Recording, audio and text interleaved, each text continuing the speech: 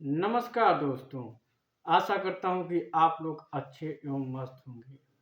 इस वीडियो का टॉपिक है कि पाकिस्तान ने ब्रिटेन सरकार को इस तरह से लताड़ा है और ऐसे घिनौनी हरकत की है जिसके कारण से भारत भी सहम गया है, क्योंकि भारत में ऐसे ही हरकतें हुआ करती थी। और आज इन पाकिस्तानियों जो नंबर 2 के धंधा करने वाले, ये सबसे गिरे और घिनौने एक पोरकीय पाकिस्तानियों का नाम वैसे नहीं बदनाम होता है, क्योंकि ये ब्रिटेन में ऐसा एक माहौल बना क्रिएट किया जिससे वहाँ की पूरी क्लाइमेट चेंज होते हुए नज़र आ रहे हैं।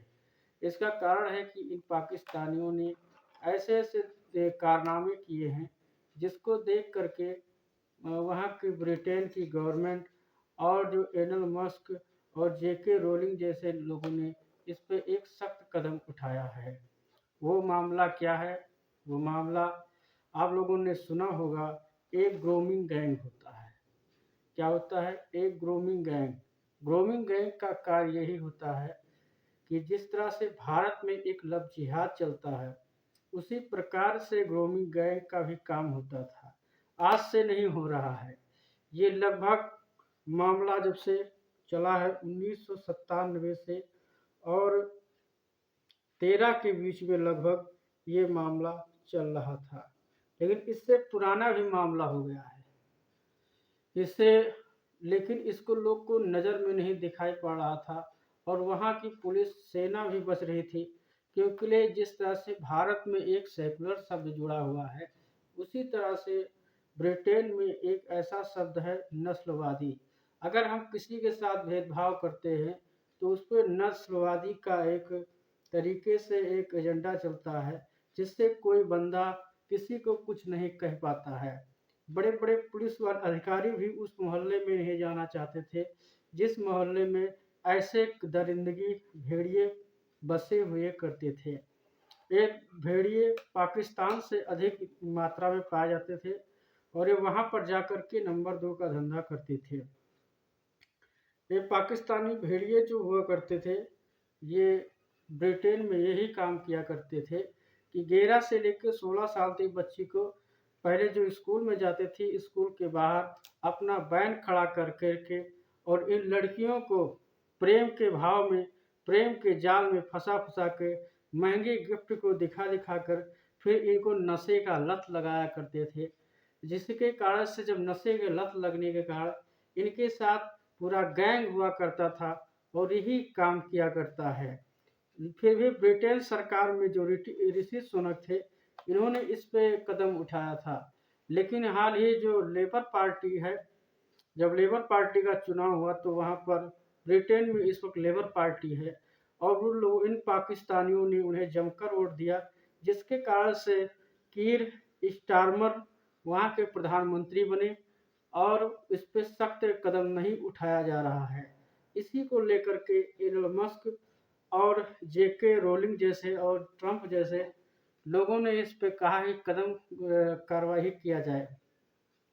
जो ग्रूमिंग गैंग होता है, इन लोग पहले क्या करते हैं, लड़कियों को नशा देते हैं, फिर इनको स्मगलिंग कराते हैं, फिर इनको बड़ी बड़ी सपना दिखा करके शादी करते हैं और धन परिवर्तन करते हैं। एक्सपर्ट न्यूज के अनुसार मोहम्मद करार ने वहाँ पे कई सारी लड़कियों के साथ पहले एक लड़की को फंसाया और फंसाने के साथ उसके साथ रेप किया, फिर एक नहीं पूरा गैंग मिलके उस लड़की के साथ रेप किया जाता है। इसी प्रकार से 14 साल की एना नामक एक लड़की हुआ करती थी, उसको उसके परिवार को दबाव दे करके कि अगर तुम मेरे साथ शादी नहीं करोगी, तुम मेरे साथ नहीं रहोगे, तो मैं आपके पूरे परिवार को जला दूंगा। इसका भी दे करके दबाव, वहाँ पर लड़कियों का धन परिवर्तन करना और उनसे ज़बरदस्ती शादी करना। अगर ना मानते हैं तो उन्हें मौत के घाट उतार दिया जाता था। बात करते हैं एक अकेले रॉदरहोम में, जो ब्रिटेन का एक एरिया है। रॉदरहोम में भी 1997 से लेकर के 2013 के बीच में लगभग 14,000 बच्चियों के साथ रेप किया गया और इसी जो ग्रूमिंग गैंग ने मिल कर के किया, फिर भी वहाँ की सरकारें मौन थी और कोई भी इस पर सख्त कदम नहीं उठाया जा रहा था। आप सोचिए, जिस तरह से भारत में अगर कोई बोल दे कि ये काम इस मजहब ने किया है, तो उसे कहते हैं सेकुलरिज्म नहीं है, सेकुलरवाद नहीं है, और वही करता है। अगर सच बोला जाए तो भी करता है। इसी प्रकार से ब्रिटेन भी ऐसे, वहाँ के लोग अधिकारी भी नहीं बोल पा रहे थे, जिसका कारण आज खुद ब्रिटेन भुगत रहा है। बात करते हैं, न जाने कितने ऐसी बच्चियों ने इन यौन शोषण का शिकार बनी, और ऐसे भारत में भी किस तरह से दबा करके, फुसला करके और ये धर्म परिवर्तन कराया जा रहा है। इसी तरह से वहाँ ग्रोइंग गैंग बोला जाता है, जिसको भारत में हम लोग कहते हैं लव जिहाद।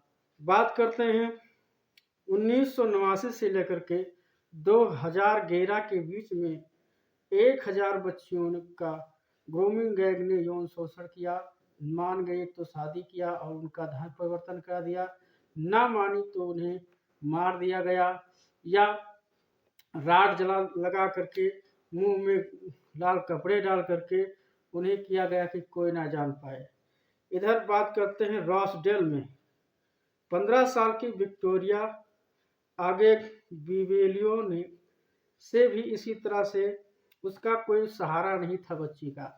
इन्होंने पहले उसे फुसलाया और एक 50 साल के मोहम्मद याकूब नाम के, जो हेरोइन का नशा करा के, उसे हेरोइन का नशा कराया करते थे, और नशा कराने के बाद उसके साथ यौन शोषण किया करता था। करने के बाद जब उसकी मृत्यु से पहले पुलिस वालों को ये बात घटना बताई। ये जो ग्रूमिंग गैंग है, लगभग ब्रिटेन में 40,000 बच्चियों के साथ यौन शोषण कर चुका है। जब ये मामला उठा तब वहाँ की गवर्नमेंट कह रही है कि इस पे कदम उठाया जाए।